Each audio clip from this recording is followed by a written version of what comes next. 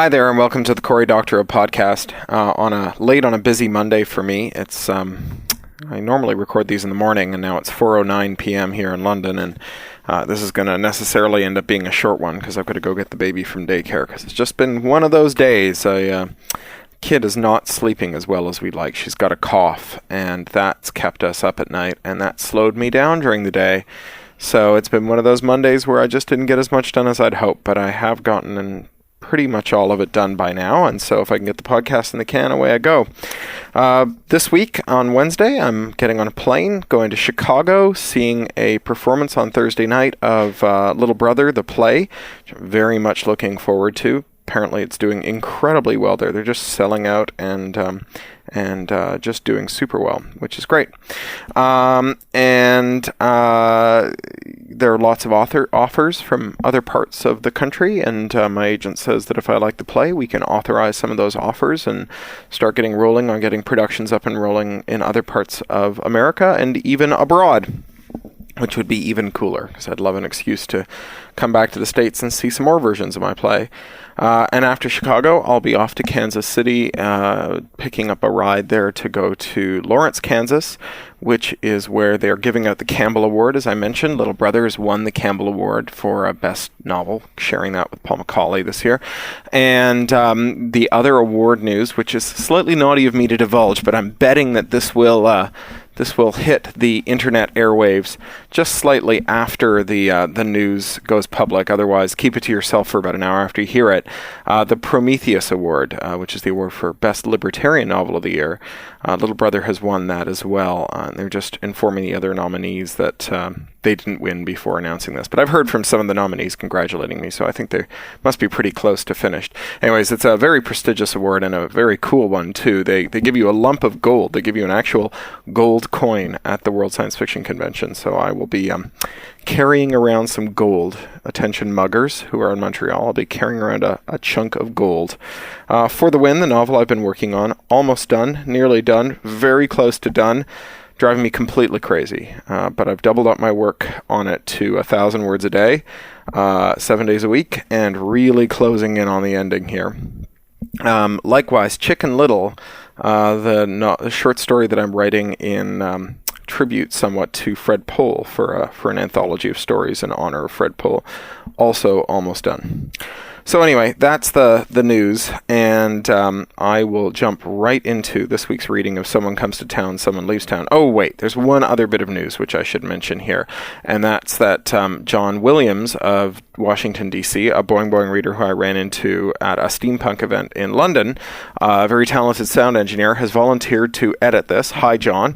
He'll be editing this into something that will sound a lot better, doing production on this into something that sounds a lot better than my previous podcasts. And with any luck, it will sound great, and I really appreciate it because I'm no sound engineer.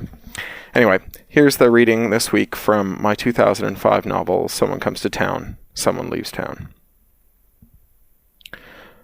He wouldn't let Kurt walk him up the steps and put him to bed, so instead, Kurt watched from the curb until Alan went inside, then gunned the engine and pulled away. It was still morning rush hour, and the market dwellers were clacking toward work on hard leather shoes or piling their offspring into minivans. Alan washed the blood off his scalp and face and took a gingerly shower.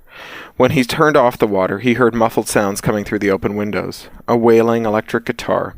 He went to the window and stuck his head out and saw Krishna sitting on an unmade bed in the unsoundproofed bedroom in a grimy housecoat, guitar on his lap, eyes closed, concentrating on the screams he was wringing from the instrument's long neck. Alan wanted to sleep, but the noise and the throb of his head going in counterpoint and the sight of Davy flicking from climber to bush to hillside, scuttling so quickly Alan was scarce sure he'd seen him, it all conspired to keep him awake. He bought coffees at the donut time on college, the Greeks wouldn't be open for hours, and brought it over to Kurt's storefront, but the lights were out, so he wandered home slowly, sucking back the coffee. Benny had another seizure halfway up the mountain, stiffening up and falling down before they could catch him. As Billy lay supine in the dirt, Alan heard a distant howl, not like a wolf, but like a thing that a wolf had caught and is savaging with its jaws. The sound made his neck prickle, and when he looked at the little ones, he saw that their eyes were rolling crazily. "Got to get him home," Alan said, lifting Benny up with a grunt. The little ones tried to help, but they just got tangled up in Benny's long, loose limbs, and so Alan shooed them off, telling them to keep a lookout behind him, look for Davy lurking on an outcropping or in a branch, rock held at the ready. When they came to the cave mouth again, he heard another one of the screams. Brendan stirred over his shoulders, and Alan set him down, heart thundering, looking every way for Davy, who had come back. "He's gone away for the night," Bert said conversationally. He got up and then gingerly got to his feet. "He'll be back in the morning, though." The cave was destroyed. Alan's books, Ern, Felix Grad's toys were smashed. Their clothes were bubbling in the hot spring in rags and tatters. Brian's carvings were broken and smashed. The schoolbooks were all ruined. "You all right?" Alan said. Brian dusted himself off and stretched out his arms and legs. "I'll be fine," he said. "It's not me he's after." Alan stared blankly as the brothers tidied up the cave and made piles of their belongings. The little ones looked scared, without any of the hardness he remembered from that day when they'd fought it out on the hillside. Benny retreated to his perch, but before the sun set and the cave darkened, he brought a couple blankets down and dropped them beside the nook where Alan slept. He had his baseball bat with him, and it made a good, solemn, aluminum sound when he leaned it against the wall. Silently, the small ones crossed the cave with a pile of their own blankets, George bringing up the rear with a torn t-shirt stuffed with sharp stones. Alan looked at them and listened to the mountain breathe around them. It had been years since his father had had anything to say to them. It had been years since their mother had done anything except wash the clothes. Was there a voice in the cave now? A wind? A smell? He couldn't smell anything. He couldn't hear anything. Benny propped himself up against the cave wall with a blanket around his shoulders and the baseball bat held loose and ready between his knees. A smell then on the wind. Sewage and sulfur. A stink of fear. Alan looked to his brothers. Then he got up and left the cave without a look back. He wasn't going to wait for Davy to come to him. The night had come up warm, and the highway sounds down at the bottom of the hill mingled with the spring breeze in the new buds of the trees and the new needles on the pines, the small sounds of birds and bugs foraging for the new year. Alan slipped out of the cave mouth and looked around in the twilight, hoping for a glimpse of something out of the ordinary. But apart from an early owl and a handful of fireflies sparking off like distant stars, he saw nothing amiss. He padded around the mountainside, stooped down low, stopping every few steps to listen for footfalls. At the high, small entrance to the golem's cave, he paused, lay on his belly, slowly peered around the fissure. It had been years since Alan had come up to the golem's cave, years since one had appeared in their father's cave. They had long ago ceased bringing their kills to the threshold of the boys' cave, ceased leaving pelts in neat piles on the eve of the waning moon. The view from the outcropping was stunning. The village had grown to a town, fast on its way to being a city. 1,000,000 lights twinkled. The highway cut a glistening ribbon of street lamps through the night, a straight line slicing through the hills and curves. There were thousands of people down there now, all connected by a humming network, a work of nets, cunning knots tied in a cunning grid of net wire and radio and civilization. Slowly he looked back into the golem's cave. He remembered it as being lined with ranks of bones, a barbarian cathedral whose arches were decorated with the rank skulls and interlocked tiny animal tibia. Now those bones were scattered and broken, the ossified wainscoting rendered gap-toothed by missing and tumbled bones. Alan wondered how the golems had reacted when Darl had ruined their centuries of careful work. Then, looking more closely, he realized that the bones were dusty and grimed, cobwebbed and mouldering. They'd been lying around for a lot longer than a couple hours. Alan crept into the cave now, eyes open, ears straining. Puffs of dust rose with his footfalls, illuminated in the moonlight and city light streaming in from the cave mouth. Another set of feet had crossed this floor, small, boyish feet, that took slow, arthritic steps. They'd come in, circled the cave, and gone out again. Alan listened for the golems, and heard nothing. He did his own slow circle of the cave, peering into the shadows. Where had they gone? There! a streak of red clay leading to a mound.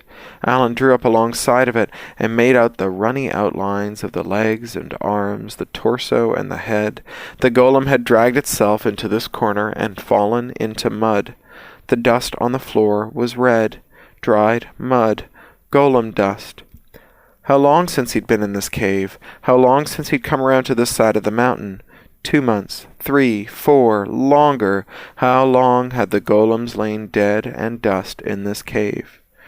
They carved his cradle, fed him, taught him to talk and to walk. In some sense they were his fathers, as much as the mountain was. He fished around inside himself for emotion and found none. Relief, maybe. Relief. The golems were an embodiment of his strangeness, as weird as his smooth, navel-less belly, an element of the secret waiting to surface. And what? What had he been afraid of? Contempt? Vivisection? He didn't know any more, but he knew that he wanted to fit in, and that the golem's absence made that more possible. There was a smell on the wind in here, the death and the corruption smell he'd noticed in the sleeping cave. Father was worried. No, Davy was inside. That was his smell, the smell of Davy long dead and back from the grave. Alan walked deeper into the tunnels, following his nose. Davy dropped down onto his shoulders from a ledge in an opening where the ceiling stretched far over their heads. He was so light, at first Alan thought someone had thrown a blanket over his shoulders. Then the fingers dug into his eyes. Then the fingers fish-hooked into the corners of his mouth. Then the screech, thick as a desiccated tongue, dry as the dust of a golem, like no sound and like all the sounds at once. The smell of corruption was everywhere, filling his nostrils like his face had been ground into a pile of rotten meat. He tugged at the thin, dry hands tangled in his face and found them strong as iron bands, and then he screamed. Then they were both screeching and rolling on the ground, and he had Danny's thumb in his hand, bending it back painfully until, snap, it came off clean, with a sound like dry wood cracking. Doug was off him then, crawling off toward the shadows. Alan got to his knees, still holding the thumb, and made ready to charge him, holding his sore face with one hand, when he heard the slap of running footfalls behind him, and then Bill was streaking past him, baseball bat at the ready, and he swung it like a polo mallet, and connected with a hollow crunch of aluminum on the chitinous, leathery skin. The sound shocked Alan to his feet, wet, sick, rising in his gorge. Benny was winding up for a second blow, aiming for Darren's head this time, an out-of-the-park smack that would have knocked the shrunken head off the skinny, blackened neck, and Alan shouted, "No!" and roared at Benny as Benny leapt for him. As he sailed through the air, he thought he was saving Benny from the feeling he'd carried with him for a decade, but as he connected with Benny, he felt a biting down feeling, clean and hard, and he knew that he was defending Drew, saving him for once instead of hurting him. He was still holding on to the thumb, and Davy was inches from his face, and he was atop Benny, and they breathed together, chests heaving. Alan wobbled slowly to his feet and dropped the thumb onto Drew's chest, and then he helped Billy to his feet, and they limped off to their beds. Behind them, they heard the dry sounds of Davy getting to his feet, coughing and hacking with a crunch of thin, cracked ribs.